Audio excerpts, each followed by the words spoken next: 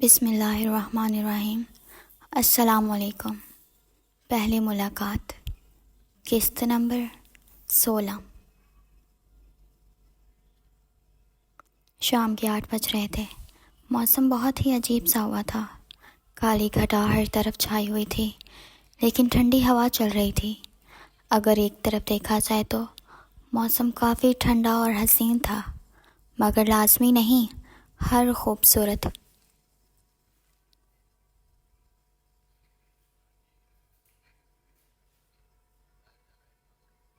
چیز اچھی ہو یا پھر ہر کسی کے لیے اچھی ثابت ہو۔ سب لوگ گھر آ چکے تھے۔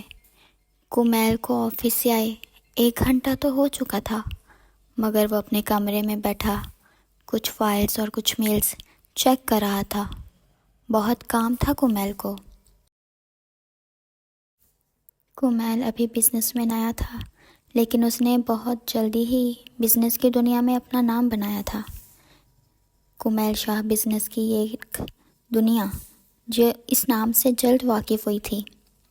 بات صرف نام بنانے تک کی نہیں تھی، بہت سارے لوگوں سے ٹکر لینے کے مقابل تھی یہ کامیابی۔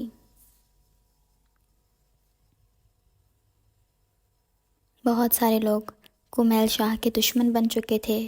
بہت سارے لوگ کمیل شاہ کو گرانے کے دن رات منصوبے بنا رہے تھے، لیکن یہ اتنا آسان کام نہیں۔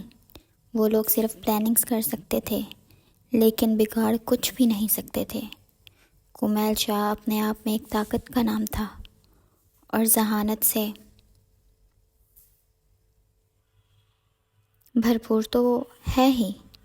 لوگ جو بھی کر لیں، کمیل شاہ کو گرا نہیں سکتے تھے، لیکن پھر بھی محنت تو ضروری ہے نا، اور کمیل وہ محنت دل و جان سے کر رہا تھا، جس کا پھل اسے ضرور ملے گا۔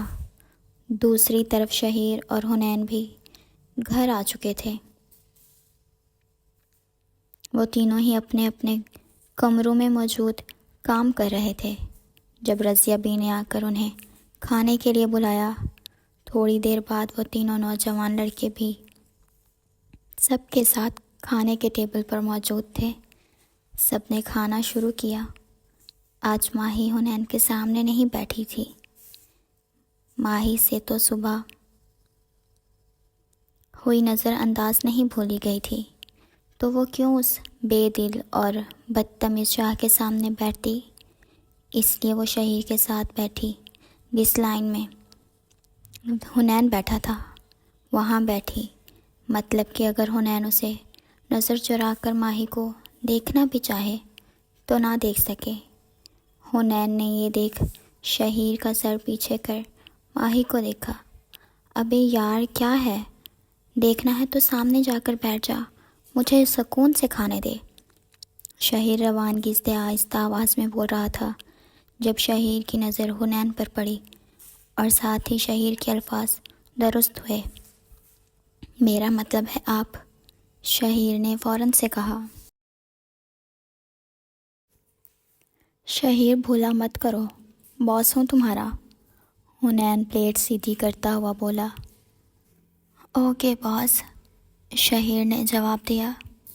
ویسے میں بھی یاد دلا دوں آپ کو، میں آپ کا سالہ بھی ہوں، زندگی میں بے سکونی کروا سکتا ہوں ڈیئر باس۔ شہیر بھی آنکھ مارتے ہوئے بولا۔ اچھا، میں تو ڈر گیا۔ اب تو مجھے اپنی بہن کے ذریعے ڈرانے کی کوشش کرے گا ڈیئر سالہ صاحب؟ حنین بھی شہیر کے انداز میں ہی بولا۔ ہاں نا، بالکل یہی سمجھیں آپ، شہیر کندھے پر ہاتھ رکھتا ہوا بولا۔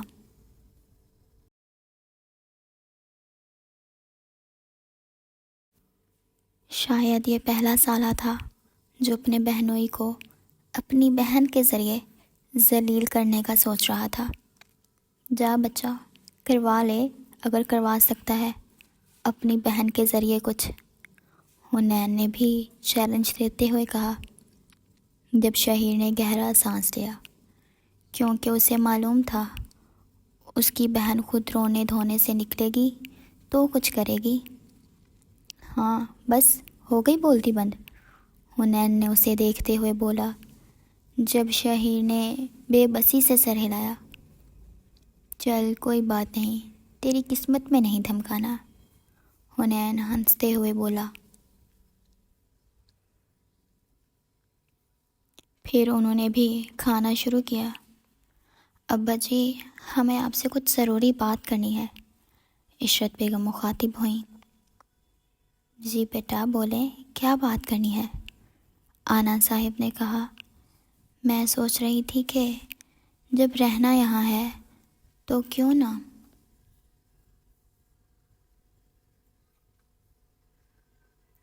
بچیوں کا داخلہ یہاں ہی کروا دیا جائے۔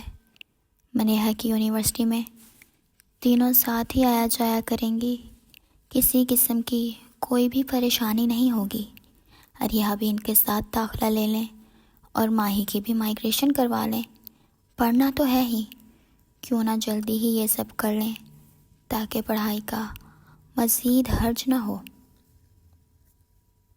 عشرت بیگم نے پوری بات تفصیل سے بتائی اور سب نے یہ بات غور سے سنی۔ اریہا اور منیہا جو دونوں ساتھ بیٹھی تھیں، ایک دوسرے کا ہاتھ پکڑ خوش ہو رہی تھیں، اور دوسری طرف ماہی بھی اپنے غم کو بھلائے بغور آنا صاحب کے جواب کی منتظر تھی۔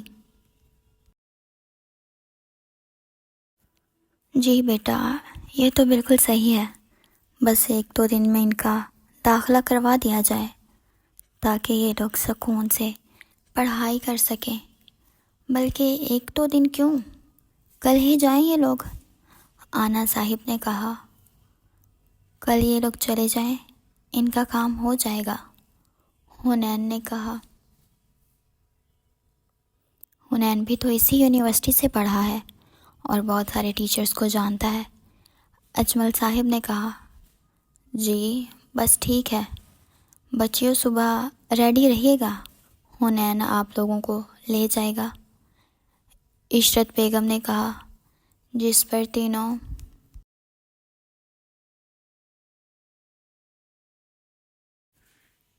تینوں نے اسباب میں سر ہلایا۔ سب نے کھانا کھایا اور اپنے اپنے کمروں میں جا چکے تھے۔ جب ماہی اپنے کمرے کی جانب جا رہی تھی، ایک مضبوط گرفت اسے اپنے بازو پر محسوس ہوئی۔ وہ کمرے کے اندر کھنچی چلی گئی۔ یہ کمرہ یقیناً حنین کا تھا اور یہ مضبوط گرفت بھی حنین کی تھی۔ ماہی اپنی آنکھیں بند کیے کھڑی تھی اور اس کی دھڑکنیں اس کا ساتھ نہیں دے رہی تھی۔ دل مانو جیسے اچھل کر باہر آ رہا ہو۔ آنکھیں کھولو، حنین کی بھاری آواز ماہی کے کانوں سے ٹکرائی۔ ماہی نے دھڑکنوں پر قابو پاتے آہستہ آہستہ اپنی آنکھیں کھولنا شروع کی۔ حنین کو اپنے نزدیک پا کر ماہی کا تو منہ لال ہو رہا تھا۔ ماہی کی یہ حالت دیکھ حنین محفوظ ہوا۔ کیا کر رہے ہیں؟ بازو چھوڑے میرا، ماہی گھبراتے ہوئے بولی۔ جب حنین مسکرایا، آپ کیوں ہنس رہے ہیں؟ حنین کو ہنستے دیکھ ماہی نے سوال کیا۔ جب حنین نے اپنے ہاتھ اوپر کیے، دیکھو میں نے تو تمہیں پکڑا ہی نہیں ہے اور تم چھوڑنے کا کہہ رہی ہو۔ شاید نہیں، یقیناً ماہی کو وہ لمس محسوس ہو رہا تھا جب حنین نے اسے پکڑا تھا، کیونکہ وہ گرفت تھی ہی اتنی مضبوط۔ جب ماہی نے اپنی نظریں جھکائی اور جانے لگی۔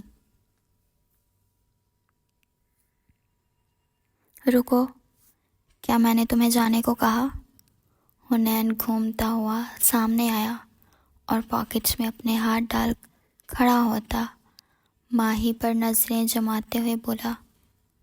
نہیں، ماہی نے بھی نظریں نیچے رکھتے ہوئے جواب دیا۔ تو پھر تم کیسے جانے لگی باہر؟ حنین قدم آگے بڑھاتے ہوئے بولا۔ جب ماہی نے 2 قدم پیچھے لیے، میں ایسے ہی، ماہی تیز ہوتی دھڑکنوں پر ہاتھ رکھتے بولی۔ میں نے کیا تمہیں جانے کو کہا؟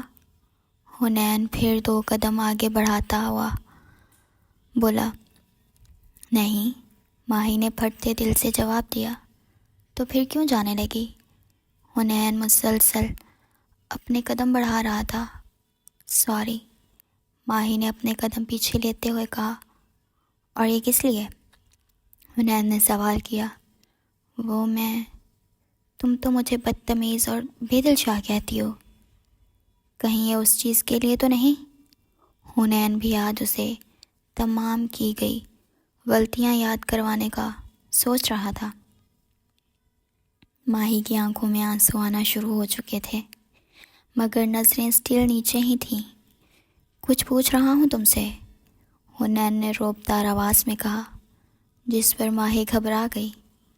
اپنی نظریں اوپر کی، اتنے میں ماہی کی آنکھ سے ایک موتی نما آنسو ٹوٹ کر گال پر گرا۔ یہ دیکھ حنین کا دل جیسے ڈوبا تھا۔ حنین تو صرف تنگ کر رہا تھا، اس نے کبھی ماہی کو رلانے کا سوچا تک نہ تھا، لیکن اس کی ماہی اپنے حنین سے ڈر کر اپنے قیمتی موتی ضائع کر رہی تھی۔ حنین نے اپنے قدم روکے اور ایک سانس لیتے راستہ چھوڑ دیا۔